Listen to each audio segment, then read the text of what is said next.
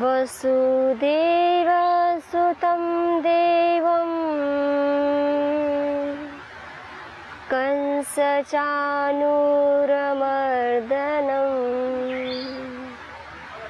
देवकी परमानन्दं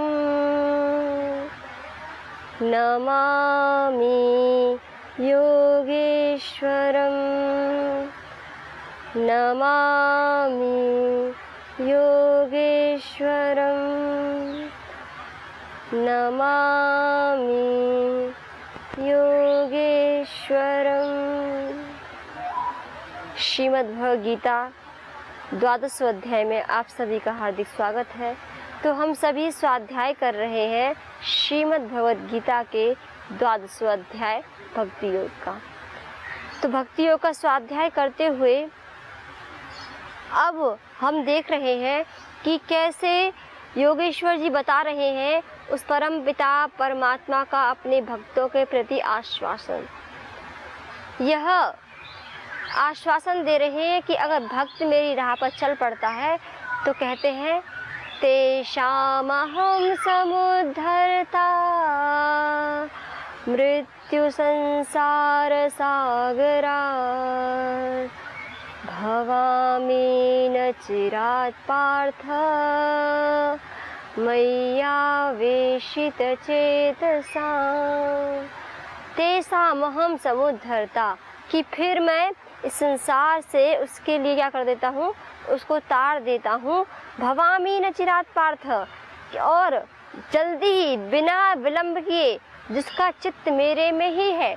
तो ये कहते हैं योगेश्वर जी कि फिर भगवान उसका अविलंब उसका उद्धार कर देते हैं। तो हम इन बिंदुओं पर विचार कर रहे थे। तो ऐसे ही हम एक उदाहरण देख रहे थे। गत एपिसोड में हमने देखा कि मर्यादा पुरुषोत्तम भगवान श्री राम जी बताते हैं, उनका भी आश्वासन है, क्योंकि हम देख रहे हैं जैसा कि योगेश्वर जी बता रहे हैं, इतना बड़ा आश्वासन दे रहे हैं। ऐसे मर्यादा पुरुषोत्तम भगवान श्री राम के आश्वासन को भी हम सुन रहे थे कि कहते हैं अलग अलग आश्वासन दिए, जो हमने देखा था। करहु सदा तिनके रखवारी, जिम बालक राखई महतारी। कहते हैं कि पहले प्रसंग आया था कि जो सकल समस्त मन वचन क्रम से प्रत्येक पल मेरी जो उपासना करता है, तो कहते हैं जैसे एक माता बच्ची की रखवाली करती है, मैं उनकी ऐसे रखवाली करता हूँ। प्रत्येक क्षण मैं उसको बुराई से बचाकर सद्मार्ग पर लाता रहता हूँ, फिर वह सद्मार्ग पर चलता है। तो सज्जनों, जैसे एक उदाहरण होता है, इस उदाहरण को हम ऐसे भी देख सकते हैं जैसे कि हम अभी स्वाध्याय करके आए थे। योगेश्वर जी बता रहे हैं कि अनन्य नैव योगेन। तो अनन्य भक्ति क्या हो सकती है, कैसी होनी चाहिए। जैसे हमने अभी देखा था कि कुछ भी कार्य करें, प्रत्येक कार्य करते समय हम ईश्वर से जुड़े। तो इसका एक बड़ा अच्छा सा धारणा इस संसार में देखने को हमको मिलता है हमारी भारतीय संस्कृति में, कि जैसे क्या होता है, क्योंकि भारतीय संस्कृति में इसलिए बोलना पड़ रहा है कि जो बाहर की जो विदेशी संस्कृति है उसमें अगर बच्चा पैदा होता है उसके लिए सर्वेंट रखा जाती है उसकी देखभाल करने के लिए। अपनी भारतीय संस्कृति में स्वयं माँ अपने बच्चे का लालन पोषण करती है, स्वयं उसकी रखवाली करती है। तो उदाहरण दिया जाता है कि जैसे बच्चा बहुत छोटा होता है, उस बच्चे की देखभाल कर रही होती है। अब माँ को बच्चे के देखभाल के साथ साथ अपने घर को भी देखना होता है, अपने जो उसके अन्य कार्य हैं उनको भी करना होता है। तो माँ क्या करती है कि बच्चा को बैठा देती है, लेकिन अपना वो जो भी अपना कार्य कर रही है, भोजन प्रसाद बना रही है, जो भी अन्य गृह कार्य हैं, उन कार्यों को करते समय भले वो उन कार्यों कर रही होती है, लेकिन उसकी सारा का सारा दिमाग, उसका सारा जो विचार भावना है वो यही रहती है कि बच्चा कहीं इधर से उधर ना हो जाए। पूरा का पूरा फोकस उस बच्चे के ऊपर रहता है। लेकिन अपना सारा जो कर्तव्य कर्म है, जो भी अपना गृह कार्य करना हो, तो सारे कार्य करती रहती है, लेकिन पूरा दिमाग उसका केवल उसको जो तार जो है उस बच्चे से बंधी रहती है। भले ही वो बच्चे को बैठा कर रखती है, उसको कुछ खिलौने पकड़ा देती है कि तब तक मैं अपना ये काम कर लेती हूँ, जब तक ये खिलौने से खेलता रहेगा, लेकिन फिर भी उसका पूरा का पूरा ध्यान उस बच्चे की ओर रहता है और अपने सारे कार्य को करती रहती है। अर्थात केंद्र में उसके बच्चा रहता है और फिर अपने जो भी उसके कर्तव्य कर्म है उसको करती रहती है। तो सज्जनों, ऐसे ही एक भक्त के जीवन में होता है। जैसे भक्त के भी अपने अलग अलग क्षेत्र में अपने कार्य क्षेत्र हैं, अपने कार्य को करते समय उसके केंद्र में केवल और केवल जब ऐसे ही कार्य कर रहा है, लेकिन उसको पता है, उसको विचार है, उसकी भावना है, उसके जो मन के तार हैं वो केवल और केवल जब परम पिता परमेश्वर से जुड़ जाते हैं, प्रत्येक क्षण जब उसी को ध्यान रखते हैं और कार्य कर रहे होते हैं, तो यह होती है एक भक्त की भावना। तो ऐसे ही हमारे केंद्र में केवल और केवल परमपिता परमात्मा रहे, तो फिर वह अनन्य भक्ति इस प्रकार से हमारी उस परमपिता परमेश्वर से हो सकती है। तो ये बताए फिर आगे। अब मर्यादा पुरुषोत्तम भगवान श्री राम जी बताएंगे कि जो ज्ञानी होते हैं, ज्ञान तो है, देखो इस संसार में कुछ ऐसे व्यक्ति होते हैं कि देखो एक बहुत ही महत्वपूर्ण बात परम पूज्य श्री स्वामी महाराज कहते हैं कि हमारा प्रत्येक कर्म कैसा हो, ज्ञान पूर्वक, भक्ति पूर्वक, श्रद्धा पूर्वक हो, विधि पूर्वक हो। तो अगर केवल ज्ञान पूर्वक होगा तो फिर भी वह अधूरा कार्य है, लेकिन उसमें क्या हो, ज्ञान नॉलेज के साथ साथ भक्ति, डेडिकेशन, जो समर्पित भावनाएं हैं वह हो परमपिता परमेश्वर के प्रति।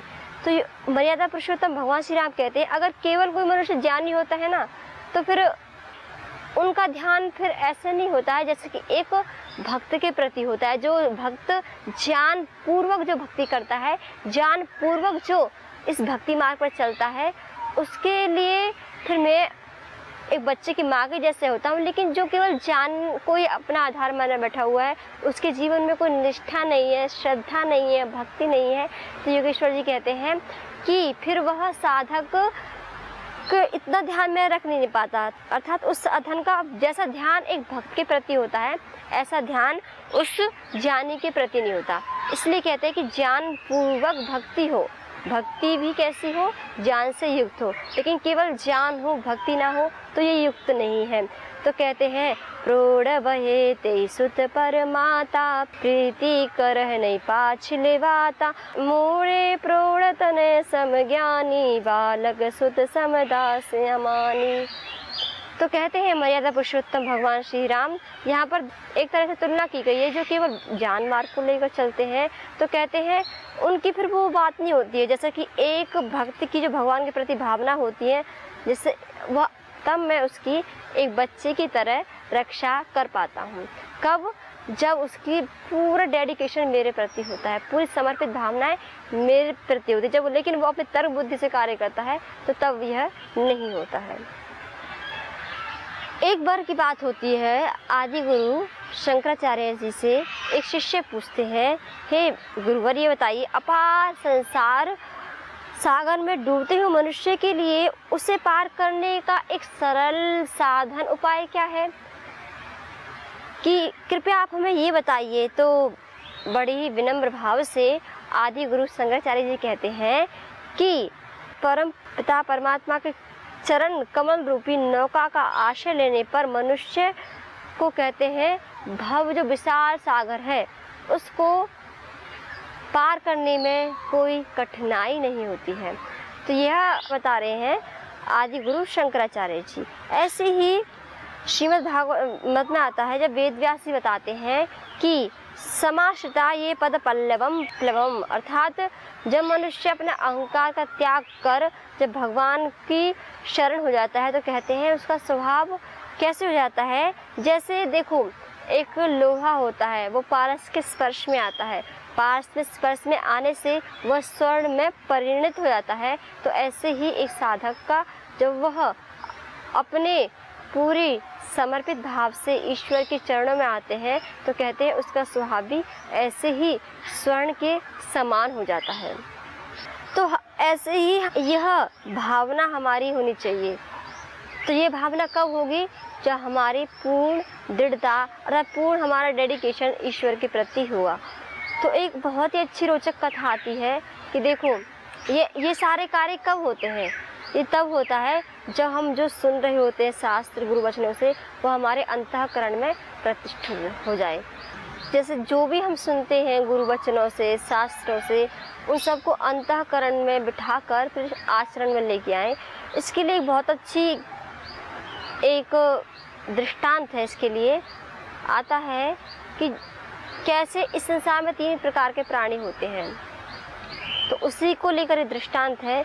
एक बार की बात होता है, जैसे हम जानते हैं एक बार की बात है, जैसे राजाओं में राजा विक्रमादित्य का भी अपने दरबार में क्या है, बहुत ही न्यायप्रियता एक अनन्य स्थान ले रखा है।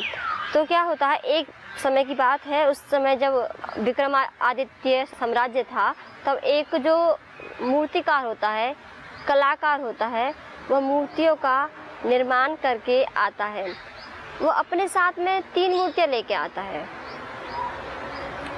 तीनों मूर्तियाँ देखने में बिल्कुल एक जैसी है और तीनों मूर्तियों का भार भी एक है और उसकी जो बनाने वाला शिल्पकार है वह भी एक है। वह जो मूर्तिकार है उन तीनों मूर्तियों को लेके आता है और राजा को समर्पित करता है। तो कहते हैं कि हे श्रीमन महाराज जी, आपके चरणों में मेरी जो है भेंट समर्पित है। तो महाराज पूछते हैं इनका मूल्य क्या है, तो बताते हैं कि देखो ये तीनों मूर्तियां हैं, तीनों मूर्ति लेके आता है।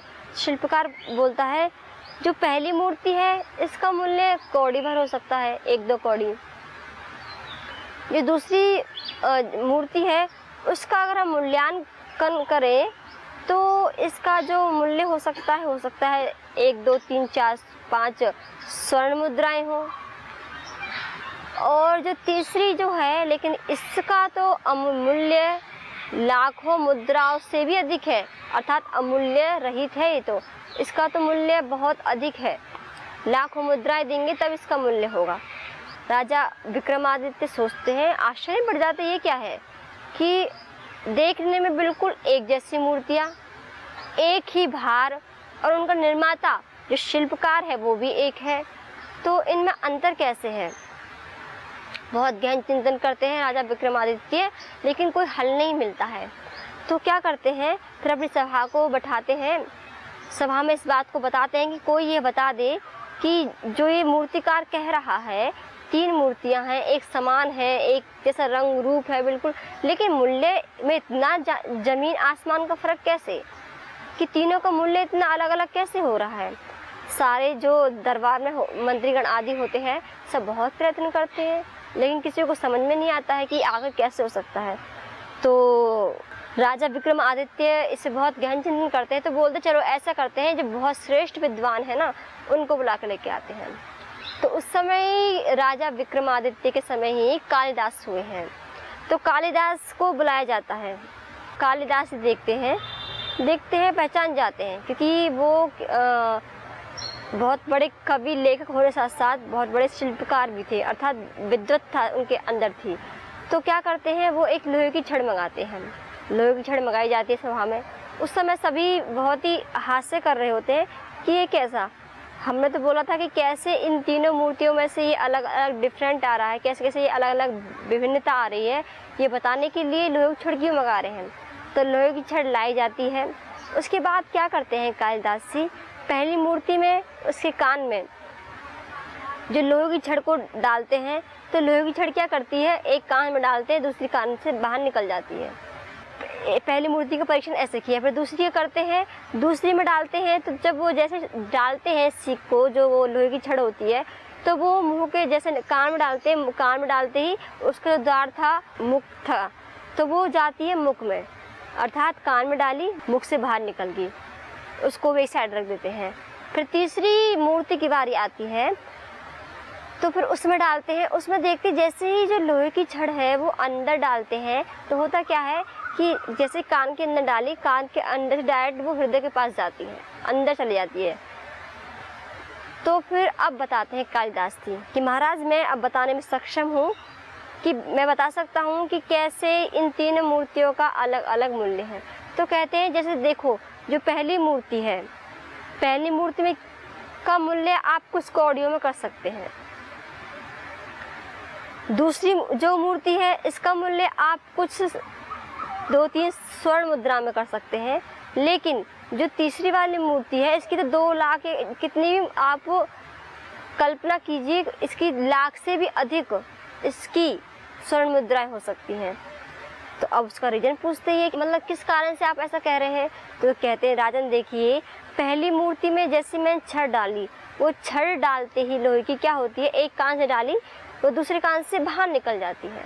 इसका मतलब क्या है, इस संसार में कुछ ऐसे मनुष्य होते हैं जो गुरु वचनों को सुनते तो हैं, जो शास्त्र वचनों को सुनते तो हैं, लेकिन होता क्या है कि एक कान से सुना दूसरे से निकाल दिया, कोई उस पर चिंतन मनन विचार नहीं करते। लेकिन दूसरी मूर्ति बताते हैं कि कुछ जैसे कान में वो डाली छड़ वो मुख से बाहर निकल जाती है। तो कहते हैं कुछ ऐसे भी होते हैं, कुछ थोड़ा बहुत चिंतन मनन कर लेते हैं लेकिन बाद में फिर भूल जाते हैं, उस पर गहनता से विचार नहीं करते, उसको अपने जीवन में व्यवहार में नहीं लेके आते। तो कहते हैं इस आप जो दूसरी वाली जो मूर्ति है इसका मूल्य आप कुछ 2, 3, 4, 5 स्वर्ण मुद्राओं में कर सकते हैं। अब जो तीसरी मूर्ति है तो बताते हैं राजन, ये तीसरी मूल्य तो अत्यंत अमूल्यवान है, इसका मूल्य तो जितना भी हम करें लाखों मुद्राओं में वह भी शायद कम है। इसका कारण पूछते हैं तो बताते हैं राजन, जैसे मैंने इस तीसरी मूर्ति में लोहे की छड़ को डाला तो क्या हुआ, डालते ही ये अंतःकरण में प्रवेश कर गई। तो ये तीसरी मूर्ति इस बात का प्रतीक है कि संसार में ऐसे मनुष्य होते हैं जो गुरु वचनों से शास्त्र वचनों को सुनते हैं, उनको सुन के अपने जीवन में लेके आते हैं और फिर उनको अंतःकरण में मन में अच्छे प्रकार से बैठाकर व्यवहार में लेके आते हैं। तो कहते हैं इसलिए इस संसार में ऐसे 3 प्रकार के मनुष्य हैं। तो जो तीसरी जो बताया, जो कैटेगरी बताई कि सुनकर चिंतन मनन कर कर बहुत ही गहन से अपने व्यवहार में उन बातों को, उन तथ्य को लेके आते हैं। तो कहते हैं ये इसलिए कह रहा हूँ कि तीसरी मूर्ति है तो उसका तो मूल्य आप लाखों में करो वह भी कम है। तो ऐसे ही संसार में 3 प्रकार के प्राणी होते हैं, कुछ तो सुन तो लेते हैं लेकिन उन पर अमल करना, उस पर चलना, ये तभी हो सकता है कि जब हम सुना तभी हमारे लिए सुखदायी हो सकता है कि जब हम उनको अपने आचरण में लेके आए, तो तभी हम साधना के पथ पर चलने में सक्षम हो सकते हैं, तभी हम अंततः सफल हो सकते हैं। जैसे इसमें दृष्टांत दिखाया गया है, जो तीसरे प्रकार की मूर्ति है जो सुनती है देखती है, उसको देखने के बाद क्या होता है, अंतःकरण में प्रवेश हो जाता है। अर्थात जो भी हम सुने उसको हम गहन चिंतन मनन करें और उससे अंतःकरण में हमारा प्रवेश हो, फिर वह हमारे व्यवहार में आए। तो ये जो दृष्टांत है ये दर्शाता है कि संसार में 3 प्रकार के प्राणी हैं। तो योगेश्वर जी उसी को लेकर बात कर रहे हैं कि ऐसे तीसरे प्रकार के हम, अर्थात ऐसी स्थिति हमारी हो जैसे कि हम जो भी सुने तो वो हमारे अंतःकरण में प्रवेश हो जाए और वह हमारे आचरण में आ जाए। तो जब ऐसी स्थिति होती है तब क्या होता है, तब ये आश्वासन हमारे लिए हो पाता है, तेषामहं समुद्धरता मृत्यु संसार सागरात् भवामि न चिरात् पार्थ मय्यावेशित चेतसाम्। तो जब ऐसी हमारी समर्पित भावना होती है तो कहते हैं तो फिर यह स्थिति आ पाती है। फिर आगे इसी को बढ़ाते हुए कहते हैं कि देखो जो ऐसे अनेकों उदाहरण हमारे शास्त्रों में है कि हमारे साक्षात भक्त प्रहलाद का उदाहरण है, बालपन में ही अपने आप को उन्होंने प्रभु के आश्रित कर दिया, सब कुछ सर्वेश्वर ईश्वर को प्रदान कर दिया। तो जब उस पर कष्ट बाधाएं आई तो क्या होता है, स्वयं कहते हैं भगवान ही उसकी रक्षा करने के लिए आते हैं। ऐसे एक बहुत अच्छा समर्पित भाव का उदाहरण है कि एक महाराजा बलि होते हैं। महाराजा बलि के पास अनंत बहुत विराट साम्राज्य होता है, अपार धन होता है, तो वो अपने धन को दान में देते हैं। वामन का रूप धारण कर, एक वामन का अवतार लेकर जब आते हैं तो देखा जाता है कि तब उनसे दान जब मांगा जाता है तो फिर वो बोलते हैं ठीक है, मेरे पास जितना साम्राज्य है आप सब कुछ ले लीजिए। जो है राजा बलि कहते हैं वामन को। तो फिर वो क्या करते हैं, एक पैर में पूरे जो उसका साम्राज्य है पूरी धरती को इतना पहले छोटा रूप था, लेकिन जब बाद में क्या होता, जैसे बोलते हैं कि आप ये जितना साम्राज्य है ये मेरा ले लीजिए, तो एक पैर में ही पूरी विशाल इस पृथ्वी को नाप देते हैं, एक पैर में पूरे अंबर को नाप देते हैं। अब बोलते कि राजन अब तीसरा पैर मैं कहाँ रखूँ, आपने बोला था कि सब कुछ ले लीजिए, अब मेरा तो अब तीसरा पैर बाकी है, 3 पग मुझे ज़मीन चाहिए थी। तो अब समझ जाते हैं राजा बलि कि ये तो कुछ अलग ही हुआ।